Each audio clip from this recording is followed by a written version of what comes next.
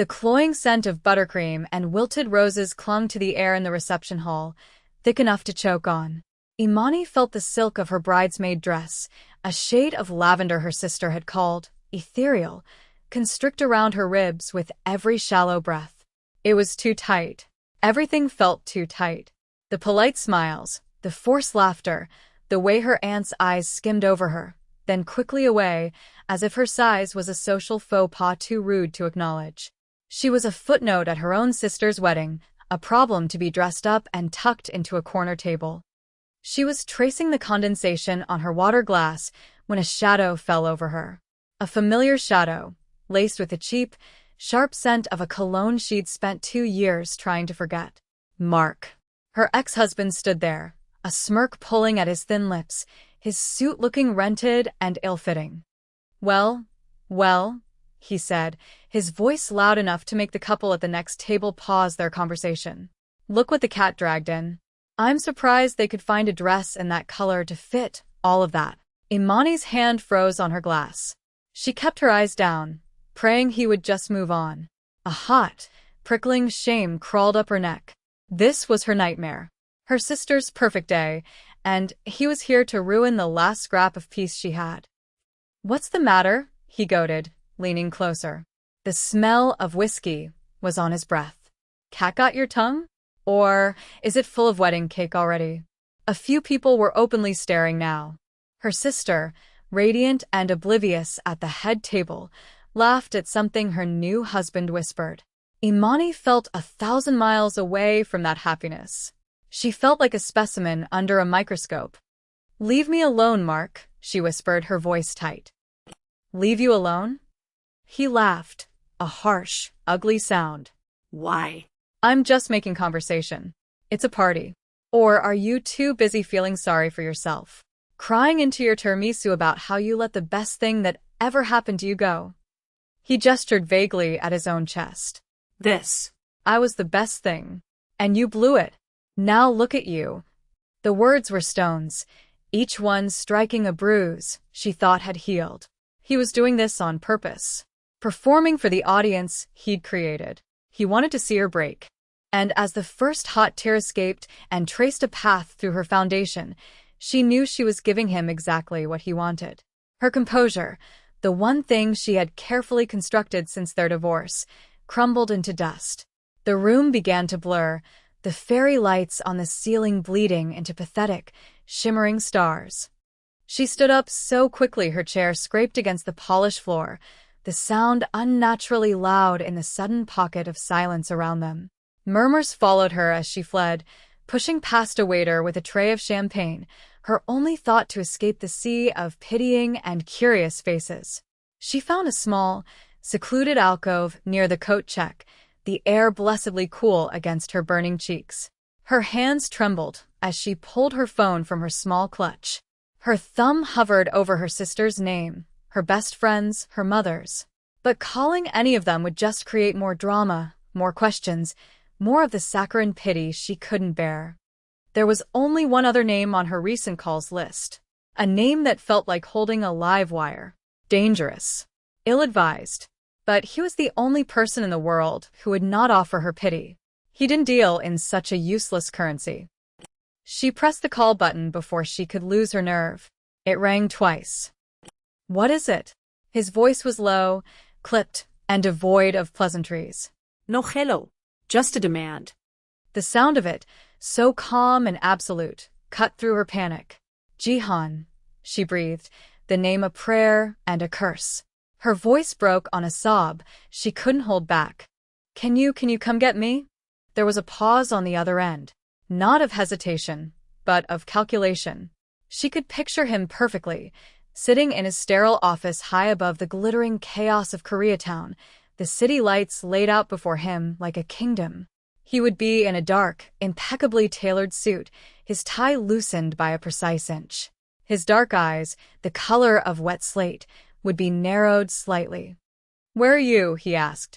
The question was not gentle, but it was solid. A rock in the middle of her churning emotional sea. She gave him the address of the venue, her words stumbling over the lump in her throat. Stay there. Don't speak to anyone. I'm sending a car. No, she said, the word surprising even herself. Not a car. You. Please. Another silence stretched, this one heavier. She had overstepped. He was not her boyfriend, not in any conventional sense. He was a complication, a secret. Her boss, technically. She restored rare texts for his private collection, a job that had started as a simple contract and had spiraled into something else entirely. Something quiet and intense that happened in the hushed, late hours in his library, a world away from this one. I'll be there in 20 minutes, he said, and the line went dead. Imani slid down the wall, curling into herself. She didn't know what she had just done. Summoning Kwon Ji-han into the middle of her family's pastel-colored dream was like inviting a panther into a petting zoo. It was a terrible, reckless idea. And it was the only thing that made her feel like she could breathe again. True to his word, 19 minutes later, the atmosphere in the hotel lobby shifted. It was a subtle change at first, like a drop in barometric pressure before a storm. The cheerful chatter of the wedding guests faltered. The music from the ballroom seemed to dip in volume. Then he was there. Kwon Ji-han did not walk into a room. He owned it upon entry. He was flanked by two men, both dressed in suits as dark and severe as his own. They moved with an unnerving, synchronized grace, their eyes scanning the lobby with a detached professionalism that was more intimidating than any overt threat. But it was Ji-han who held the room captive. He was stillness in motion. His suit was a deep charcoal gray, the fabric clinging to his broad shoulders in a way that spoke of thousands of dollars and a master tailor. His black hair was cut short, severe, accentuating the sharp angles of his face. He didn't look for her. He simply stopped, his gaze sweeping the space once, and his eyes found her in the alcove as if he'd had a map. He moved toward her, and people instinctively parted to let him pass. The whispers died completely. He stopped a few feet away, his expression unreadable, carved from stone. His eyes took in her tear-streaked face, the trembling of her hands, the ill-fitting lavender dress. He didn't say a word. From the ballroom entrance, Mark reappeared, his face flushed with alcohol and victory. He saw Ji-han, saw him looking at Imani, and his smirk returned, fueled by arrogant ignorance. Hey, who's this guy? Mark called out, swaggering forward. You call for a replacement already? Gotta say, you're moving up in the world. At least this one can afford a decent suit. Ji-han's gaze shifted from Imani to Mark. It was a slow, deliberate movement. He didn't react to the taunt. He didn't tense. He simply looked. And in that look, Imani saw the man she knew from the quiet library disappear, replaced by something ancient and cold. The air around them grew heavy, thick with unspoken violence. Mark's swagger faltered. The smirk on his face dissolved, replaced by a flicker of confusion, then dawning fear. He had been poking a beehive, and he was just now realizing it was full of tigers. Ji-han took one step forward. Mark took an involuntary step back. You, Ji-han said, his voice a low murmur that somehow carried across the cavernous lobby. It was not a question. It was a judgment. You are the one who made her cry. He didn't wait for an answer. He turned his back on Mark, a dismissal more profound than any insult.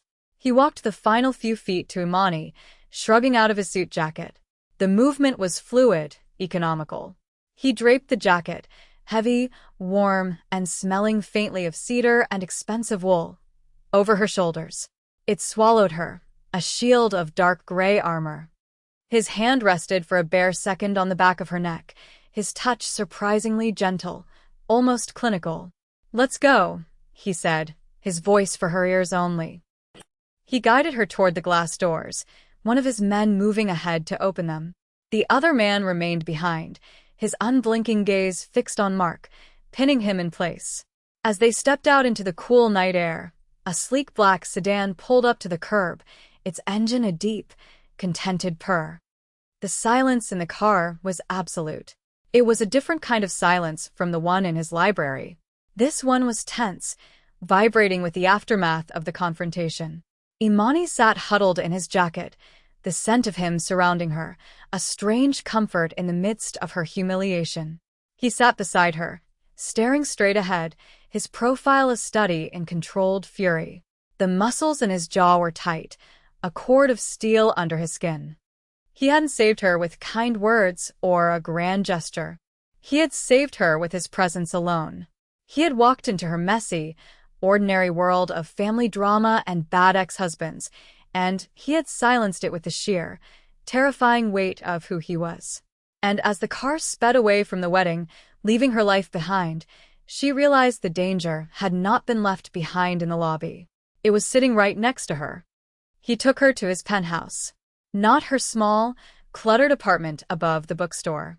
The elevator opened directly into a sprawling living space of glass and steel, with a view that treated the city of Los Angeles like a personal jewel box. Everything was monochrome: black leather, chrome fixtures, gray marble floors. It was as beautiful and sterile as an art gallery. "You will stay here tonight," he said. It wasn't a suggestion. He walked to the vast bar that dominated one wall and poured 2 fingers of amber liquid into a heavy crystal glass. He didn't offer her any. "Jihan, I thank you," Imani managed, her voice still hoarse. "But I can't stay here. I have to go home." He turned, swirling the whiskey in his glass.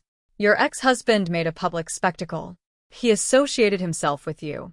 By extension, he associated himself with me." He took a slow sip. "My rivals are not sentimental. They will see a man causing distress to someone I publicly retrieved, and they will see a thread. They will pull on it to see what unravels. Your apartment is no longer secure." The cold logic of it washed over her, chilling her more than the night air had. This wasn't about her feelings. It wasn't about her humiliation. It was about his security, his empire. She had made herself a liability. "What are you going to do?" she asked, her voice small. "To Mark? He is a loose end," Jihan said, his voice flat. "Loose ends are tied up." A knot of dread tightened in her stomach. You can't hurt him." Jihan raised a single, skeptical eyebrow. "After what he did? After how he spoke to you? You would defend him?" "No," she said quickly. He's a cruel man. "He deserves. I don't know what he deserves. But I don't want his blood on my hands. Or on yours because of me." He watched her for a long moment, his dark eyes searching her face for something. She felt stripped bare, her motives and morals laid out for his inspection. "Your compassion is a luxury, Imani. One I cannot afford." He walked past her, toward a hallway she knew led to his office. "There is a guest suite. Second door on the left. We will speak in the morning." Left alone in the cavernous room, Imani felt the weight of his world settle on her. This wasn't a romance. It was a cage, albeit a gilded one. Later that night, unable to sleep in the plush, impersonal guest room, she found herself drawn to his library. It was the one place in this steel fortress that felt alive. Books lined the walls from floor to ceiling. Old, beautiful volumes with worn leather spines and gilt lettering. This was their space. This was where she worked, her steady hands meticulously repairing torn pages and faded bindings. It was where she had first seen a crack in his armor. On his massive mahogany desk, nestled between a stack of ancient Korean texts and a modern, encrypted laptop, was a single, silver-framed photograph. She had only ever glanced at it before, feeling it was a boundary she shouldn't cross. Tonight, she picked it up. The woman in the photo was beautiful, with a bright, unguarded smile and eyes that crinkled at the corners. She was leaning against Jihan. He was younger in the photo, his expression softer, a ghost of a smile on his own lips. He looked happy. It was a jarring sight. Her name was Sora. Imani jumped, spinning around. Jihan stood in the doorway, watching her. He had shed his tie and rolled up the sleeves of his white shirt, revealing forearms covered in the dense, intricate ink of a tattoo that snaked up under his cuffs. She quickly put the frame back on the desk. I'm sorry. "I shouldn't have." "She was a violinist," he continued, his voice quiet, distant. He walked into the room but kept his distance, leaning against a bookshelf. "She believed there was good in everyone. Even me." He looked at the photograph, but his eyes were seeing a memory. She thought my life was a drama she could watch from the audience. She didn't understand that once the curtain rises, everyone is on the stage. He didn't have to say what happened. The finality in his tone was enough. She was his wound, the woman he had failed to protect. The reason his compassion had become a luxury he could no longer afford. Imani looked from the smiling woman in the photo to the cold, guarded man standing before her. She saw the ghost that lived between them. What happened to her? It's why you're like this, isn't it? Like this? He asked, a flicker of something sharp in his eyes. So careful. So controlled, she finished softly. You build walls of glass and steel to keep everything out. The walls are not to keep others out, he said, his gaze finally meeting hers. It was intense, heavy. They are to keep me in. That was the moment the floor dropped out from beneath her. It was a confession, wrapped in ice but burning all the same. He was a prisoner in his own life. The silence that followed was not empty. It was filled with everything he hadn't said about Sora, everything Imani hadn't said about Mark, about the crushing weight of being seen as less than. He could have her taken home in the morning. He could sever their contract, pay her handsomely for her silence, and erase her from his life. It would be the smart thing to do, the safe thing. She knew he was probably considering it. She could feel the calculation humming behind his eyes. She could give him the out. She could run. Instead, she took a step toward him. I'm not hurt, Jihan. His expression didn't change, but something in the set of his shoulders shifted. I know what your world is, she continued, her voice gaining strength. I'm not a tourist. I'm not looking at it from the audience. You brought me onto the stage tonight. She took another step, closing the distance between them until she could feel the heat radiating from his body. So don't you dare try to protect me by pushing me away now. It's too late. She made a deliberate choice in that moment. To stay when she could have left. To face the danger beside him, rather than run from it. He watched her, his face a mask of stone, but his eyes were a different story. They were dark, turbulent, and for the first time, she saw not just a monster, but a man. And he was looking at her as if he was seeing her, truly seeing her for the very first time. The next morning, the danger was no longer a hypothetical threat. Imani was drinking coffee in the sterile kitchen when one of Jihan's men, a stoic man named Minjun, entered the room, his face grim. He spoke to Jihan in low, rapid Korean. Jihan's back was to her, but she saw his shoulders tense, his hands clench into fists at his sides. What is it? She asked when Minjun had left. Jihan turned slowly. That was my head of security. There was a car bomb in the underground garage. In the space reserved for the car that was meant to take you home last night. Imani's coffee cup slipped from her fingers, shattering on the marble floor. The sound echoed in the silent apartment. A bomb. Meant for her. Or for him. Using her as bait. The distinction hardly mattered. They are moving faster than I anticipated, Jihan said, his voice a low growl. He was looking at the shattered porcelain at her feet, but his thoughts were miles away, mapping out battle plans and countermoves. Chairman Park, he is not a subtle man. He sees your presence as a weakness to be exploited. A cold fury, sharp and unfamiliar, sliced through Imani's fear. They had tried to kill her. Because of a scene at a wedding. Because of him. This is because of me, she whispered. This is because of me, he corrected, his eyes finally locking on hers. They were dark with a possessive fire. And they made the mistake of trying to take something that is mine. The claim hung in the air between them, possessive and absolute. She should have been terrified. She should have been repulsed. Instead, a strange, defiant heat bloomed in her chest. She was his. Not his property, but his responsibility, his territory. And someone had just trespassed. Days turned into a week.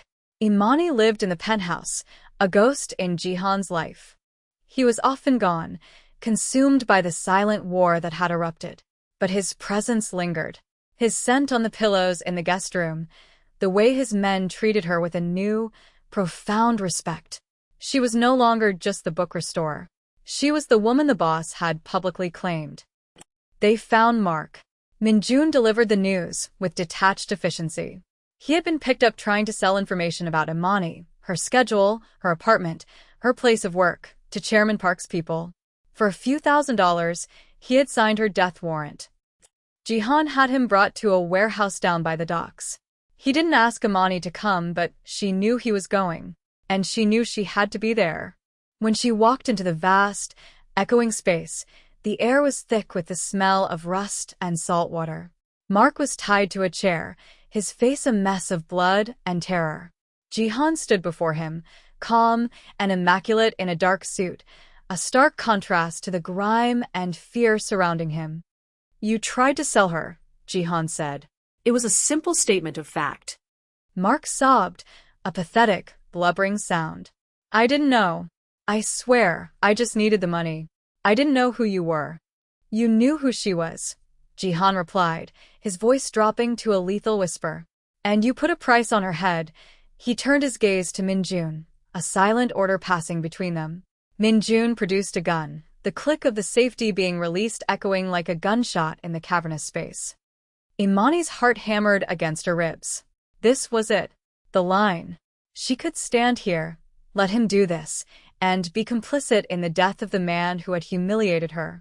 A part of her, a dark, vengeful part, whispered that he deserved it. But a larger part of her saw Jihan's face. She saw the ghost of Sora standing behind him, another soul he would have to carry. "Stop," she said. Her voice was steady, clear. Jihan turned to her, his expression unreadable. "This is not your concern." "The hell it isn't," she shot back, walking forward until she stood beside him, facing her terrified ex-husband. "You're doing this because of me. That makes it my concern." She looked down at Mark, at the man who had called her worthless, who had tried to break her. There was no pity in her gaze, only cold clarity. She turned back to Jihan. "Don't kill him. Not for him. For you." Her eyes held his. "I won't let you make another ghost for yourself. You have enough of those." Then, she did something that surprised them both. She leaned down, her face inches from Mark's. "You will be let go," she said, her voice low and devoid of any warmth. "You will leave this city, and you will never come back. You will forget my name. You will forget my face. Because if I ever hear that you've spoken of me to anyone, I will not stop him next time. Do you understand?" Mark, shaking and crying, could only nod frantically. She straightened up and looked at Jihan. Let him go. She had crossed a line. She had not only accepted his world, she had participated in it. She had used the threat of his violence as her own weapon. Jihan stared at her, a flicker of something she couldn't name, shock, respect, something more in his eyes. He gave a sharp, almost imperceptible nod to Min-jun. The gun disappeared. Later that night, back in the silence of the penthouse, he cornered her in the library. "Why?" he asked, his voice rough. "Why did you spare him?" "I told you," she said, not backing down from his intensity. "I'm not going to be the reason you lose another piece of yourself." He reached out, his hand coming up to cup her jaw. His thumb stroked over her cheek, a gesture so uncharacteristically tender it made her breath catch. The touch was electric, a stark contrast to the violence she had witnessed just hours before. "You are nothing like her," he said, his voice a low rumble. "Sora was light. She thought she could shine it into my darkness. But you walked into the dark and weren't afraid." He leaned closer, his forehead resting against hers. The scent of him, cedar and power, filled her senses. "I told myself that keeping you here was for your safety. A tactical necessity." His thumb brushed her bottom lip. "I was lying to myself. It wasn't a declaration of love. It was something far more potent. An admission. A confession of a truth he had been fighting. He needed her here. Not as a liability to be protected, but as an anchor in the storm of his own making." The final confrontation came not with a bang, but with a quiet, insidious threat. Chairman Park, frustrated by his failed attempts, made a move that was both brilliant and cruel. He didn't target Jihan's operations. He targeted Imani's past. A formal complaint was filed against her old employer, the prestigious library archive, citing negligence and implicating her in the mishandling of rare documents. It was a lie, a fabrication woven from half-truths and forged papers, but it was enough to destroy the quiet, respectable life she had built for herself. They were salting the earth, so she could never go back. It was Jihan who told her, his face grim as he showed her the official letter on his tablet. Her career, her name, her one safe place in the world. All of it, ruined. The cost of being his. "I will handle this," he said, his voice tight with a rage he was barely suppressing. "I will burn his entire empire to the ground for this." "No," Imani said, her eyes fixed on the screen. She saw the name of the law firm representing the anonymous complainant. She recognized it. Years ago, while working on a historical project for the city, she had spent a week in their records room, archiving old case files for a university. She remembered the layout, the security flaws, the old, forgotten dumbwaiter system that connected the archives to the executive offices. "No," she said again, a plan beginning to form, sharp and clear in her mind. "You'll do it my way." The climax was not a firefight in a warehouse. It was a silent infiltration of a high-rise law office in the dead of night. Jihan's men disabled the security feeds and took out the overnight guards with surgical precision.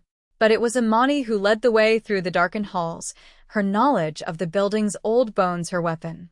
Jihan moved at her side, a silent, lethal shadow, trusting her completely. He was the sword, but she was the strategist. She directed him to a forgotten sub-basement, to a wall of old filing cabinets everyone had assumed held nothing but dust and defunct cases. But she remembered a ledger, an old, leather-bound book she had once mistaken for a historical artifact. It detailed off-the-books payments, bribes, and connections between Chairman Park's organization and a network of judges and city officials going back decades. It was the source of his power, the thing that made him untouchable. As they found the book, the alarms blared. Someone had tripped a silent wire. They were trapped. Chairman Park's men began to flood the building. "Go," Jihan ordered, pulling his weapon. "Get to the extraction point. I'll hold them off." "We leave together," Imani stated, clutching the heavy ledger to her chest. This was not up for debate. She was not a damsel to be rescued. She was an active participant in this war. She looked around the dusty room, her eyes landing on the old dumbwaiter shaft. There. It was a desperate gamble, but it was their only way out.